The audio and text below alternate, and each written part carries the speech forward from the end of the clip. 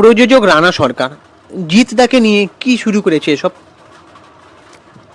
জিৎদার সঙ্গে গত কয়েকদিন ধরে এমন কিছু হচ্ছে যেটা জিৎদা সেই সব ঘটনার মধ্যে জড়িত না হয়েও তাকে নিয়ে নানান রকমভাবে বিতর্ক তৈরি করার একটা চেষ্টা চলছে।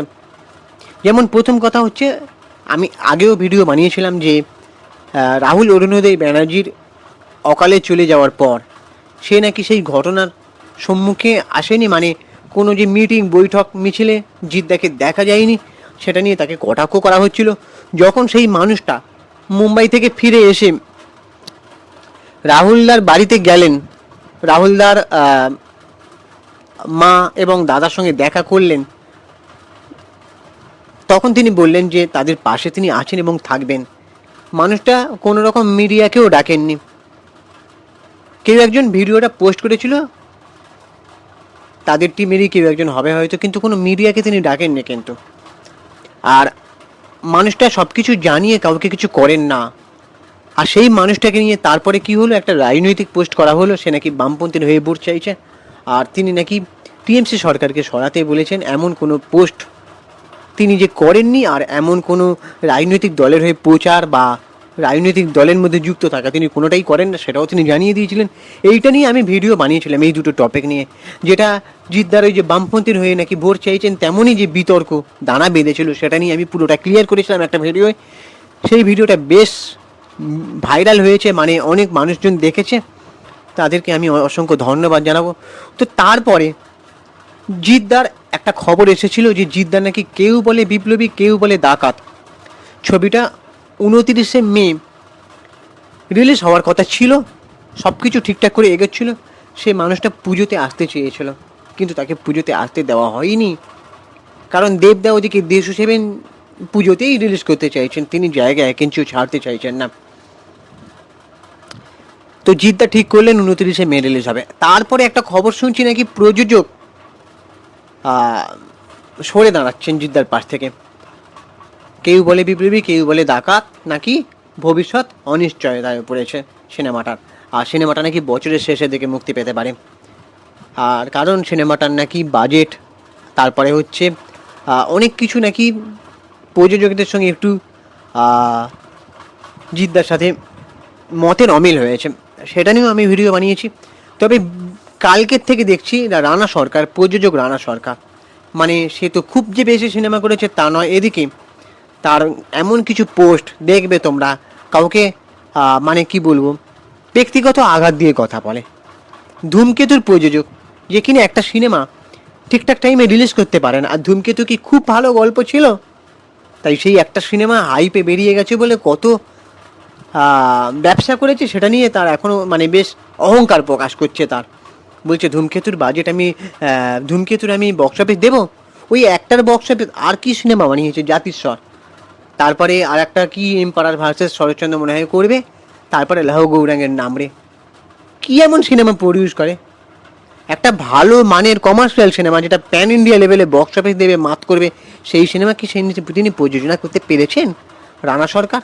তো উনি কি বলছেন, উনি জিদ্দাকে নিয়ে এমন একটা পোস্ট করেছেন, তা শুনলে না মানে চোখে তাক লেগে যাবে। মানে এমন একটা পোস্ট তিনি লিখেছেন, রানা সরকার, প্রযোজক রানা সরকার লিখেছে, বিপ্লবী কেউ বলে না, ডাকাত বলবে এবার সবাই। স্বঘোষিত সুপারস্টার এখন নন্দী মুভিজকে শর্ত দিয়েছে, সিনেমা রিলিজ করতে হলে 4 কোটি টাকার কর্পোরেট বুকিং গ্যারেন্টি করতে হবে প্রডিউসারকে। মানে 4 কোটি টাকার টিকিট কিনতে হবে যাতে বুক মাই শোতে ট্রেন্ডিং দেখায়। এটা নাকি জিদ্দা প্রডিউসারকে চাপ দিয়েছে, 4 কোটি টাকার কর্পোরেট বুকিং গ্যারেন্টি করতে হবে, মানে 4 কোটি টাকার টিকিট কিনতে হবে বুক মাই শোতে যাতে ট্রেন্ডিংয়ে দেখায়। এটা রানা সরকার বলছে, নাকি জিদ্দা প্রযোজক নন্দী মুভিজকে এমন শর্ত দিয়েছে। তারপরে আরও লিখেছে, সুপারস্টার জানেন ওনার সিনেমা কলকাতার মানুষ তো দেখেই না, গ্রামের মানুষও আর কেউ দেখে না, তাই প্রডিউসারকে এই কর্পোরেট বুকিংয়ের শর্ত। সুপারস্টারকে সিনেমাটা কিনে দেওয়ার শর্ত দেওয়া হয়েছিল, উনি টাকা দিতে 6 মাস সময় চেয়েছেন। এইখানটা আমি একটু কনফিউশনে পড়ে গেলাম। উনি বলছেন যে সিনেমাটা জিদ্দা নাকি 4 কোটি টাকার কর্পোরেট বুকিং করার জন্য চাপ দিচ্ছেন, এদিকে আবার বলছেন সুপারস্টারকে সিনেমাটা কিনে দেওয়ার শর্ত দেওয়া হয়েছিল, মানে সুপারস্টারকে বলছে সিনেমাটাকে কিনে দিতে হবে, সেটার জন্য নাকি উনি 6 মাস সময় চেয়েছেন এখানটায়। হ্যাঁ, তারপর আবার বলছে যে সুপারস্টারে কি টাকা নেই, গরিব হয়ে গেছেন, স্টারডম শেষ, প্রযোজককে মুরগি করে আর কতদিন চালাবেন। সুপারস্টারের লাস্ট বক্স অফিস হিট 10 বছর আগে, শেষ 4টে ছবি স্যাটেলাইট ডিজিটাল রাইটস বিক্রি হয়নি। এরপরও কি ওকে আর কেউ সুপারস্টার বলবে, মানে বলা ঠিক হবে? ডিসক্লেইমার, আমার এই বক্তব্য যদি নন্দী মুভিস অস্বীকার করে বা প্রতিবাদ করে তাহলে আমি ক্ষমা চেয়ে নেব, পোস্ট ডিলিট করে দেব। ফ্যানরা যারা কিস্তি করবেন চেষ্টা করুন বানান ঠিক রাখতে, যাতে মানে বোঝা যায়। এরপর থেকে জিদ্দার ফ্যানরা যারা রয়েছে তারা রানা সরকারকে তুমুল গালাগালি করছেন। তিনি আবার নিজে বলে দিচ্ছেন যে গালাগালি কিস্তি করবেন, বানানটা ঠিক রাখুন। ভাই রানা সরকার বাবু, আপনার গালাগালি খেতে এত ভালো লাগে আমার ঠিক জানা ছিল না। তারপর থেকে রানা সরকার দেখলাম একটা কোন জায়গায় গেছে তাকে চিটিংবাজ বলে জিদ্দার ভক্তরা মানে বলছিল ভিডিও করে। তো সেখানেও সে কোনো রকম মানে সে আবার সেই জিদ্দাকে নিয়েই বলছে। তারপরে আরও লিখেছে এই যে চিটিংবাজ ফ্লপ সুপারস্টার, জিত নেই শুধু হার আছে, এমন লিখেছে। তারপরে আরও লিখেছে ফ্লপ স্টার প্রডিউসারকে মার গুড় দিয়ে রুটি চিনি দিয়ে চা, ভেন্ডরদের পেমেন্ট ফু দিয়ে খা। তারপরে আরও লিখেছে যে 24 ঘন্টা সময় দিচ্ছি, আলোচনা করে মিটিয়ে নিন।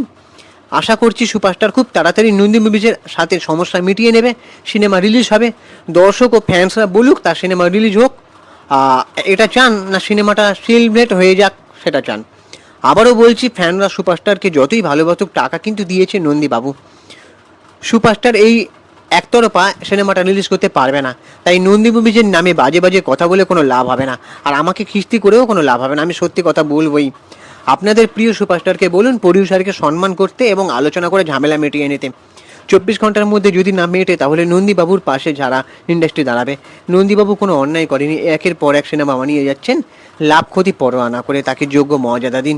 ফ্যানরা সুপারস্টার বাবুকে বোঝান, অনুরোধ করুন, আলোচনা করে সমস্যা মিটিয়ে নিতে বলুন। দেখি ফ্যান্সের কথা কতটা গুরুত্ব দেয় তিনি। সিনেমা রিলিজ হলে সবাই খুশি হবে। আবারও বলছি আমাকে কিস্তি করুন, কিছু যায় আসে না, সিনেমাটা রিলিজ করুন, বিপ্লবী অনন্ত সেনকে অসম্মান করবেন না, এমনটা লিখেছে। তো রানা সরকার কতটা ঠিক বলছে না মিথ্যে বলছে তা নিয়ে অনেক ধোঁয়াশা আছে। ঠিক আছে, দেখো জিদ্দা বলছে 4 কোটি টাকা কর্পোরেট বুকিং করতে। বাংলা সিনেমার এই যে 4 কোটি টাকা ভাবাটাও এখন মানে অনেক আকাশ পাতাল চিন্তা ভাবনা করা। তো জিদ্দা 4 কোটি টাকার একটা কর্পোরেট বুকিং করবে আমার তো মনে হয় না। আর একটা কথা বলি, কর্পোরেট বুকিং করলে অনেক সময় সেই কর্পোরেট বুকিং করা টিকিটগুলো সবার কাছে বিলানো যায় না। সিনেমা হলে সিনেমার হল ফাঁকা থাকে, কিন্তু বুক মাই শোতে ট্রেন্ডিংয়ে দেখায় কি টিকিট মানে হয়ে গেছে, সোল্ড আউট হয়ে গেছে। কিন্তু মানুষ কি এত বোকা? মানুষ কি তখন এটা চোখে পড়বে না মানুষের যে কর্পোরেট বুকিং করা আর ওদিকে সিনেমা হল ফাঁকা? এটা কিন্তু পুজোতেও কিছু সিনেমার সময় দেখা গিয়েছিল, মানে টিকিট বিলি করা হচ্ছে, এদিকে তারা কেউ দেখতে চাইছে না, সিনেমা হল ফাঁকা। তা মানুষ কি, পাবলিক কি এত বোকা? তা জিদ্দা এমন শর্ত দেবে কোনো রকম মানে ভাবনা চিন্তা না করেই? এটা সত্যি রানা সরকারবাবু আপনি হাসালেন।